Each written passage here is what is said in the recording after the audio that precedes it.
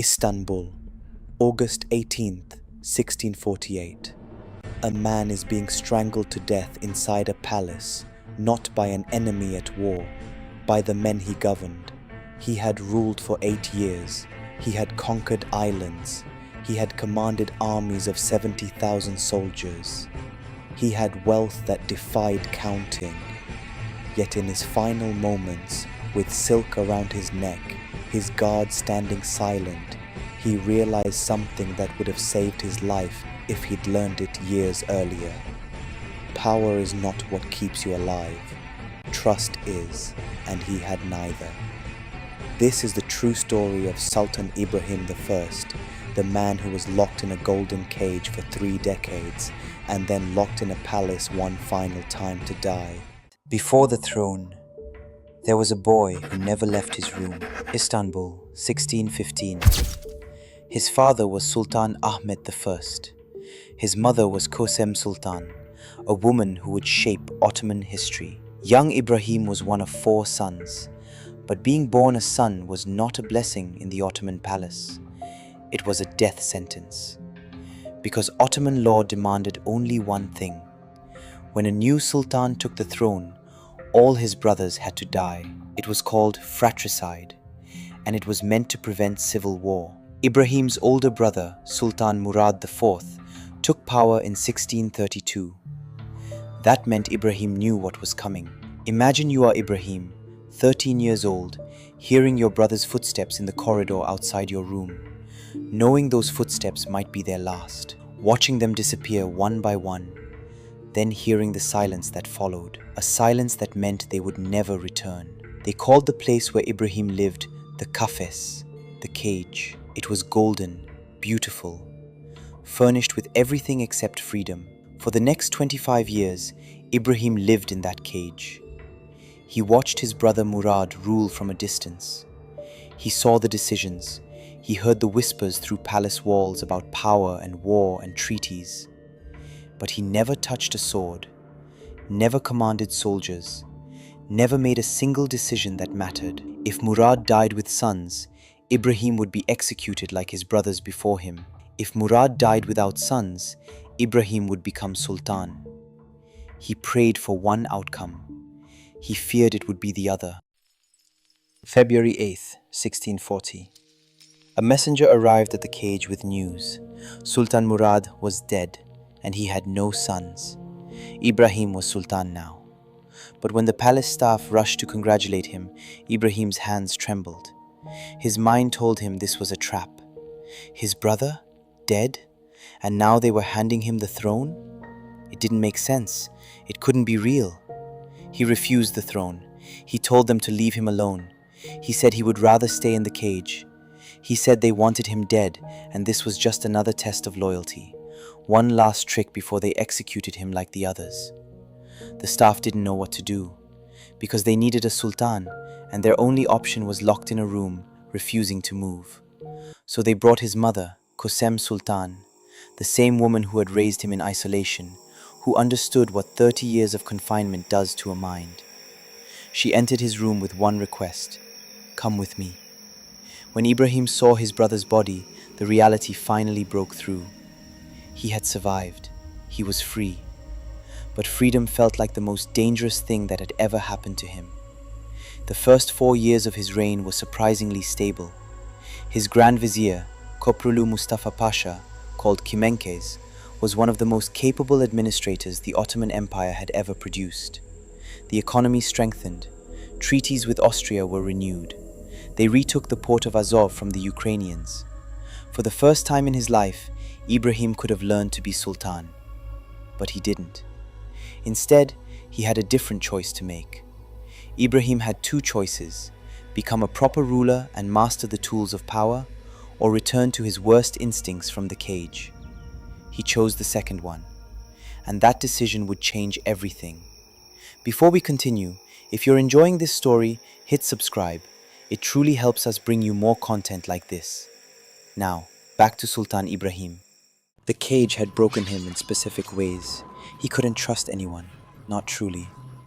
Every advisor was a potential poisoner. Every servant was a potential assassin. Every smile could hide betrayal. So he surrounded himself with women instead. Not lovers, an insurance policy. If he had enough sons, the line of succession was guaranteed. If he had sons, he was necessary, irreplaceable. He expanded the royal harem from 500 to 3,000 women. He spent fortunes, millions of akçe, on gifts for palace favorites. Money that should have gone to the military. Money that should have paid the soldiers. Money that should have funded the empire. In 1644, he made a catastrophic decision. His Grand Vizier, Kemençes Mustafa Pasha, the one competent man holding the Ottoman system together, was executed. A single decision, done. The reason? Mustafa Pasha had tried to stop Ibrahim's mother from controlling state affairs. He had stood against the women of the harem. Ibrahim listened to his mother's voice instead. The moment Mustafa died, 18 Grand Viziers held the position in just 4 years. 18 administrators, 8 months each on average. The system collapsed. In 1645, Ibrahim decided to conquer Crete. 106 ships, 300 troop carriers, 70,000 soldiers. The largest military operation the Ottoman Navy had ever assembled. They sailed on April 30th, 1645. The initial siege of the fortress Canea succeeded. 12,000 soldiers were left to hold the island. But Crete was not fully conquered. The capital city Candia remained under Venetian control. And back home, the military structure was falling apart. The Janissaries, the elite infantry units who had once been the terror of Europe, were becoming something else entirely. They were becoming political actors, power brokers. They demanded payment for wars they had no intention of fighting. They rioted when they didn't get their way. Ibrahim made it worse. He decided to confront them directly, to break their power, to reassert control. On August 8, 1648, the Janissaries revolted. They demanded his removal from power. His mother, Kösem Sultan, supported them. She wanted to rule through his 7-year-old son instead. 1 week later, Ibrahim was deposed. Not killed, just removed.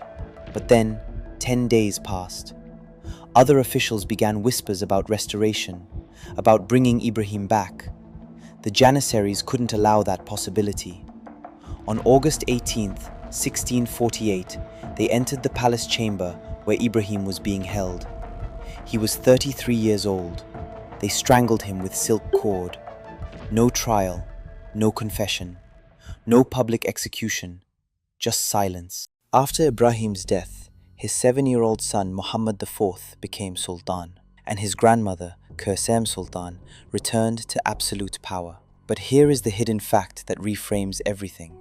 Ibrahim had fathered 3 sons who survived childhood. Muhammad IV was one of them. Muhammad would go on to rule the Ottoman Empire for 39 years, outliving every person who voted for his father's death. One of those sons, Ahmed II, would also become Sultan. Another son, Suleiman II, would also sit on the throne. The fratricide system that had tortured Ibrahim, the system that justified his brother's execution of their siblings, that justified placing a boy in a cage for 30 years, was actually abolished because of Muhammad IV's succession. The line continued through his sons instead. The Janissaries who executed Ibrahim believed they were eliminating a dangerous ruler. In reality, they had just accelerated the very transition of power they feared. The women of the harem they tried to suppress became even more influential, and the empire would enter a period of decline that lasted decades. Ibrahim's greatest legacy was something he never intended. His sons created the next generation of sultan. The cage that had broken Ibrahim created a system where multiple qualified heirs existed. And in an empire always balanced on the knife edge of succession, that safety margin changed everything. We started with a man who was locked away. You might have assumed this was a story about cruelty, or tragedy, or the weakness of a single broken ruler. It wasn't. It was a story about systems. The Ottoman Empire had created the cage specifically to prevent civil war, to eliminate brothers and secure the throne for a single sultan. A logical system, a ruthless system, a system that had worked for 90 years. But the cage had a hidden cost. It traumatized whoever emerged from it. It made rulers paranoid, untrustworthy, unable to build lasting institutions. Ibrahim didn't fail because he was weak. He failed because the system that created him was fundamentally broken. The men who strangled him believed they were saving the empire, but they were too late. The damage was already done. The Ottoman Empire would limp forward for another century and a half, slowly declining, losing territory, losing power, until 1830, when it finally faced a force it couldn't overcome. 218 years after Ibrahim's death, what they didn't know is that Ibrahim's sons would become sultans, and those sons would be products of the same cage that had broken their father. And nothing, no innovation, no reform, no capable administrator could ever fully repair what the cage had damaged in the dynasty's ability to function. The question was never whether Ibrahim was a good sultan or a bad one. The real question is, what system is so broken that it produces rulers who can only fail? But Ibrahim wasn't the only ruler destroyed by the throne he sat on. 300 years before Ibrahim's death, the founder of the Ottoman dynasty made a calculation that would create the cage in the first place. And that calculation, the original sin of Ottoman succession, is a story even darker than this one.